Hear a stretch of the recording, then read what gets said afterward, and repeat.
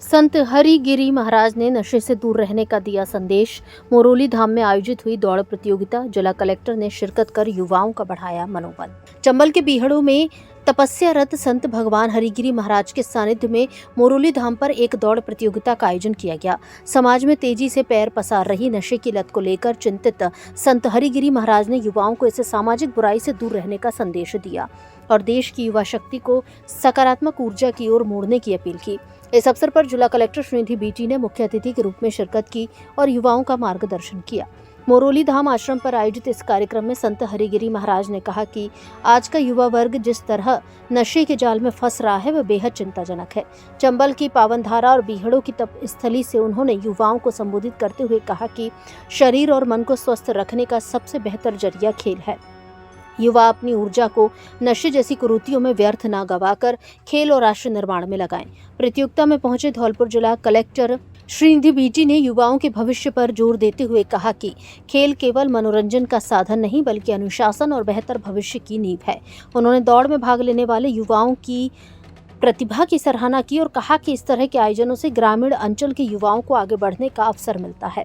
कार्यक्रम के दौरान जिले भर से आए दर्जनों युवाओं ने दौड़ प्रतियोगिता में अपना हुनर दिखाया।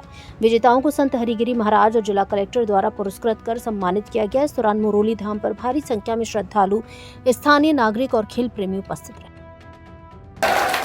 और भैया, खेलों में काफी तुम्हारे लिए संभावना है, सर्विस की काफी संभावना है। राजस्थान स्तर से अगर देश स्तर पर पहुंच जाएंगे तो निश्चय की गारंटी है, पैसे की कमी नहीं रहेगी, जॉब की कमी तुम्हारे पास नहीं रहेगी। इसी तरह दौड़ेंगे तो शायद ओलंपिक में भी तुम किसी दिन पहुंच जाओ। दूसरी बात, हमारे यहाँ वेदों में कहा है,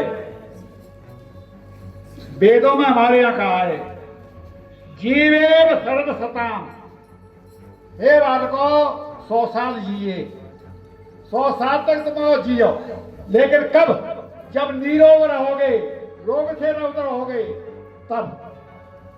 अरे भैया, गांवती भाषा में कह रही है, आज देश में 65% युवा शक्ति है और वो 65% युवा शक्ति अगर निरोग रहेगी, समाज निरोग रहेगा, देश निरोग रहेगा, आगे बढ़ेगा। लेकिन अगर युवा शक्ति बीमार हो गई, समाज बीमार हो गया तो देश बीमार है। आज विदेशों से हमें मालूम है ज्यादा समय नहीं ले रहे हैं, ये खबर आ रही है कि भारत इंडिया तो शुगर का, डायबिटीज का हब हो गया है। कह रहे भैया, छोटे छोटे बालकों को तुम्हें शुगर हो रही है, बीमारियां लग रही हैं। इसका मतलब है कि पहले समय में हमारे बुजुर्ग जो मेहनत करते, 4 बजे उठते, व्यायाम करते, वो निरोग रहते। आप सो रहे हैं, अपने स्वास्थ्य को खराब कर रहे हैं, अपनी हेल्थ को खराब कर रहे हैं। तो सबसे कहना है, ये दौड़ करने का हमारा मकसद पत्रकारों से भी कह रहे हैं, नशा मुक्त समाज, व्यसन मुक्त समाज, शिक्षित समाज और देश के लिए जीने मरने वाला समाज चाहिए।